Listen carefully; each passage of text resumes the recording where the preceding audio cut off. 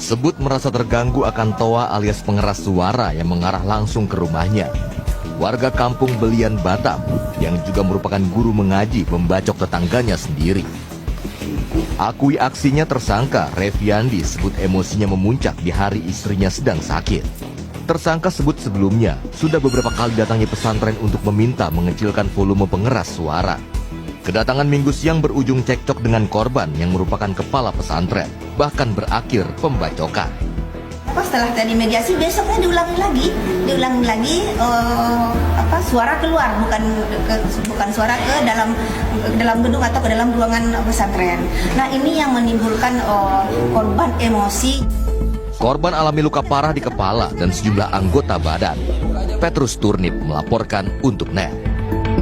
Dekat masjid itu jarang diminati. Apakah saya harus memasukkan kriteria ini di item analisis investasi saya? Tapi ini bukan perkataan saya ya. Jadi ini adalah perkataan dari Pak JK nih, Ketua Dewan Masjid Indonesia ya nih.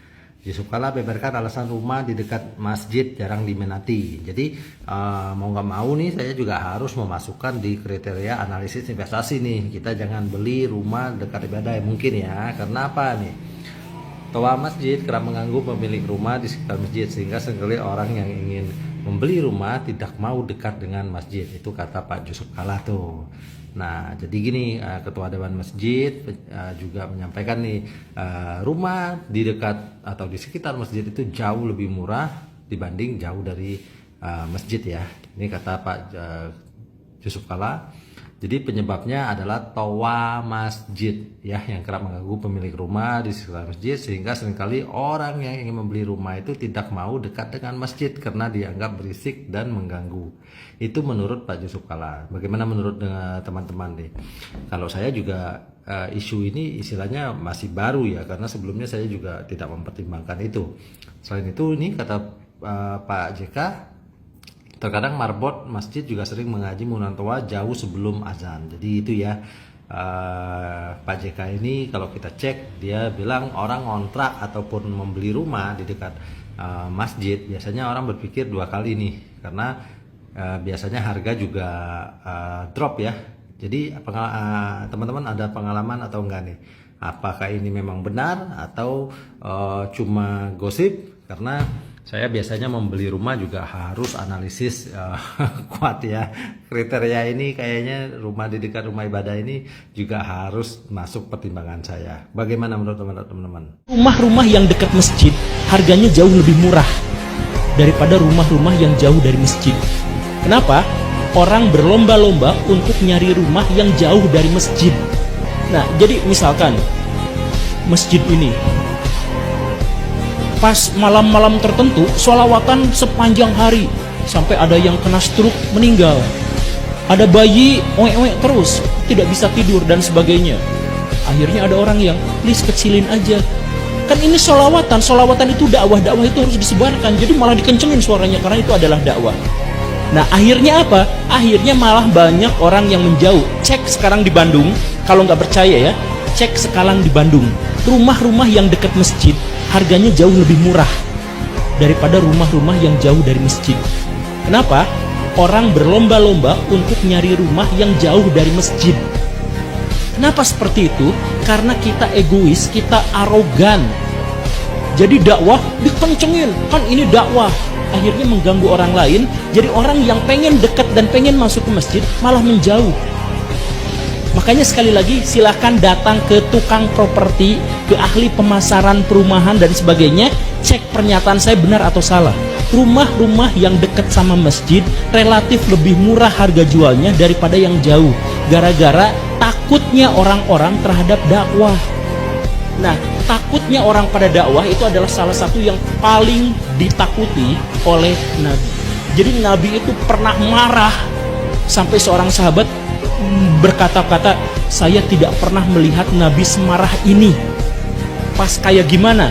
Pas menemukan di Yaman ada orang imam yang sholat subuh suratnya panjang, sampai kemudian ada yang bergosip, waduh ini mah kepanjangan. Nah itu Nabi tuh marahnya luar biasa. Karena apa? Sesuatu yang baik justru malah menjadi fitnah, menjadi buruk. Nah sekarang model dakwah seperti itu kita lakukan beramai-ramai. Bayangkan dulu Nabi nemu kasus seperti itu, sahabat mengatakan tidak pernah melihat ekspresi Nabi yang semarah itu. Sekarang kita lakukan di mana-mana.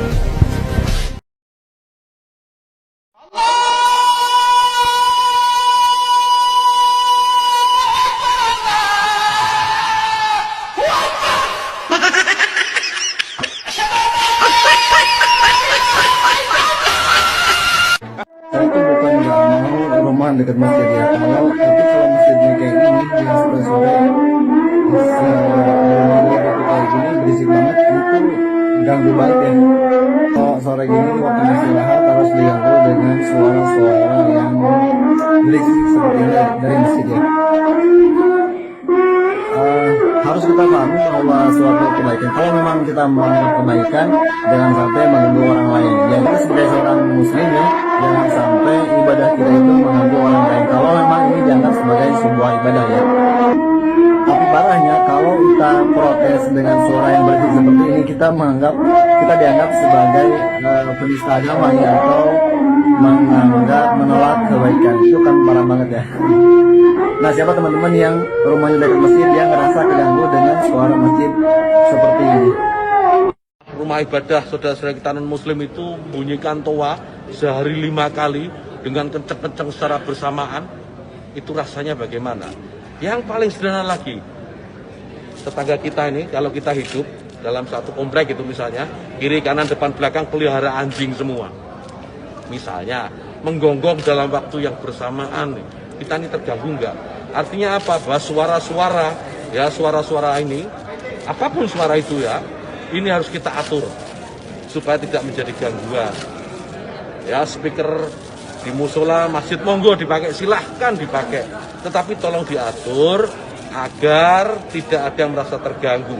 Agar niat menggunakan toa, menggunakan speaker sebagai sarana, sebagai wasilah untuk syiar, melakukan syiar tetap bisa dilaksanakan tanpa harus mengganggu mereka yang mungkin tidak sama dengan keyakinan kita.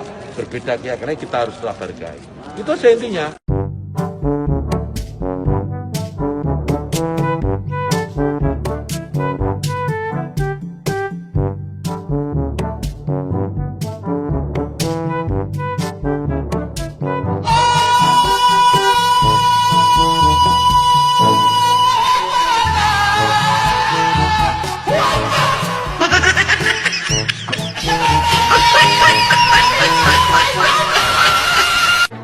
Salam saudara-saudara yang diberkati oleh Tuhan Yesus Kristus. Itulah dia video cuplikan yang baru saja kita tonton tadi videonya. Bagaimana tanggapan para tokoh-tokoh tentang kejadian apa yang terjadi, menyebabkan banyak orang-orang marah, menyebabkan banyak orang-orang emosi karena suara toa yang agak berlebihan dikumandangkan di masjid itu sendiri. Nah teman-teman, biarlah yang memberikan komentar ini adalah saudara-saudara seiman mereka sendiri. Karena kita sebagai orang-orang Kristen tak usah memberikan komentar, karena itu yang akan menjadikan mereka membuat suatu hal-hal yang akan melibatkan kita bahwa kita sedang menista agama mereka. Itu sebabnya biarlah seperti Guru Gembul, biarlah seperti Habib Kribo, seperti Ustadz Abu Janda, yang mana mereka adalah agama Islam, tetapi mereka itu sangat-sangat cerdas dalam berpikir. Biarlah mereka yang mengangkat suara mereka, menyampaikannya kepada publik apa yang sebenarnya yang terjadi dan apa yang seharusnya dilakukan sebagai agama yang disebut dengan agama damai dan agama mayoritas. Saudara-saudara, biarlah kiranya video yang saya bagikan ini boleh mengedukasi, dan video ini juga boleh memberikan bagi kita pelajaran penting ya saudara-saudara. Dan saya mau sampaikan kepada kita orang-orang Kristen, selamat hari Natal bagi kita semua. Kiranya damai Kristus menyertai kita selalu ya teman-teman. Dan kita bersyukur sebagai orang-orang Kristen ya, bahwa kita tidak perlu teriak-teriak dalam memanggil Tuhan kita. Dan memang ada saatnya kita berteriak ketika kita berdoa kepada Tuhan, tetapi itu tidak mesti dan tidak sampai-sampai dengan memakai mic yang begitu kuat, tetapi juga kita atur volumenya saudara-saudara. Kenapa saudara kita tidak perlu berteriak seperti itu? Karena kita tahu Tuhan yang kita sembah adalah Tuhan yang mendengar doa-doa kita. Tuhan kita tidak membatasi ruang dan waktu, saudara-saudara, karena Dia ada di surga. Dia mendengar suara kita, dan tentunya apa yang kita doakan, walaupun itu di dalam hati, Dia tetap Tuhan yang akan mendengarkannya.